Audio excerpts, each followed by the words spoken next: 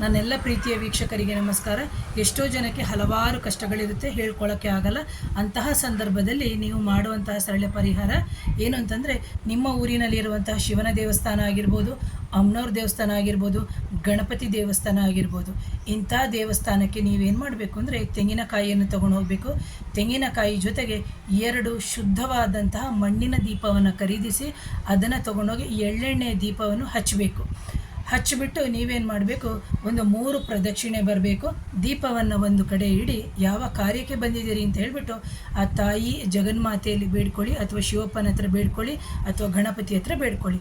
ಆ ನಂತರದಲ್ಲಿ ಇಟ್ಕೊಂಡಿರ್ತೀರಲ್ಲ ತೆಂಗಿನಕಾಯಿ, ಆ ತೆಂಗಿನಕಾಯಿಯನ್ನು ನೀವು ಏನು ಮಾಡಬೇಕು, ಪ್ರದಕ್ಷಿಣೆ ಮಾಡಿ ಬರಬೇಕು. ಪ್ರದಕ್ಷಿಣೆ ಮಾಡಿ ಅಂದರೆ ಒಟ್ಟಿಗೆ ಪ್ರದಕ್ಷಿಣೆ ಮಾಡಬೇಕು. ಪ್ರದಕ್ಷಿಣೆ ಮಾಡಿ ನೀವೇ ನಿಮ್ಮ ಕೈಯಾರೆ ದೇವಸ್ಥಾನದಲ್ಲಿ ಕಾಯಿ ಒಡೆಯೋ ಜಾಗ ಅಂತ ಇರ್ತದೆ, ಸಿಕ್ಕಿದಲ್ಲಿ ಒಡಿಬೇಡಿ. ದೇವಸ್ಥಾನ ಕಟ್ಟೋರಿಗೂ ಕಷ್ಟ ಇರ್ತದೆ, ಅದರ ಜೊತೆಗೆ ಅದರದ್ದು ಮೇಂಟೆನೆನ್ಸು ಕಷ್ಟ ಇರುತ್ತೆ. ಎಲ್ಲಿಂದಲ್ಲಿ ಒಡಿಬೇಡಿ, ಶುದ್ಧವಾಗಿ ಆ ಕಾಯಿ ಒಡೆಯುವ ಸ್ಥಳ ಅಂತಲೇ ಇರ್ತದೆ, ಆ ಕಾಯಿಯನ್ನು ಅದೇ ಜಾಗದಲ್ಲಿ ಒಡೆಯಿರಿ. ಒಡೆದ ನಂತರ ಏನು ಮಾಡಬೇಕು ಅಂದರೆ, ಆ ಕಣ್ಣು ಇರ್ತದಲ್ಲ, ತೆಂಗಿನಕಾಯಿಯ ಕಣ್ಣು, ಆ ಕಣ್ಣಿರುವಂತಹ ಕಾಯಿಯನ್ನು ನೀವು ತೊಗೊಂಡು ಬರಬೇಕು. ಅಂದರೆ ನೀವು ತೊಗೋಬೇಕು. ಇನ್ನೊಂದು ಭಾಗವನ್ನು ಅರ್ಚಕರಿಗೆ ಕೊಡಿ.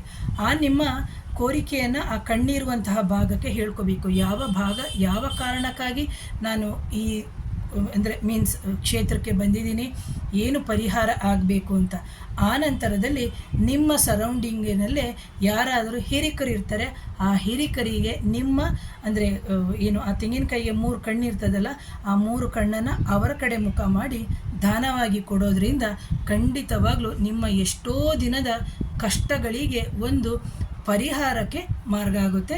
ಇದನ್ನು ಪದೇ ಪದೇ ಮಾಡೋದ್ರಿಂದ ಖಂಡಿತವಾಗಿ ನಿಮಗೆ ಪರಿಹಾರ ಆಗುತ್ತೆ ಅಂತ ಹೇಳ್ತೀನಿ. ಪ್ರಿಯ ವೀಕ್ಷಕರೇ, ಒನ್ಸ್ ಅಗೇನ್ ಯಾರಾದರೂ ನನ್ನ ಚಾನಲ್ನ ನೋಡ್ತಾ ಇದ್ದರೆ ದಯವಿಟ್ಟು ಚಾನಲ್ನ ಸಬ್ಸ್ಕ್ರೈಬ್ ಮಾಡಿ, ಬೆಲ್ ಬಟನ್ ಪ್ರೆಸ್ ಮಾಡಿ, ಹಾಗೆ ಇನ್ನೊಬ್ಬರಿಗೆ ಶೇರ್ ಮಾಡಿ, ಕಮೆಂಟ್ ಮಾಡಿ. Thank you.